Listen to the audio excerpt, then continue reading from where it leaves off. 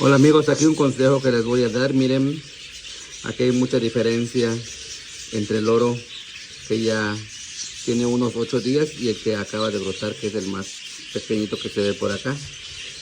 Para obtener mayores resultados hay que quitar estos dos huevos, marcarlos, ponerlos en otro nido para que se puedan lograr, porque como ya las aves ya están grandes, se mueven mucho y pueden terminar de matar a los loritos que no han brotado de los huevos. Saludos, compartan, solo sabía avisar.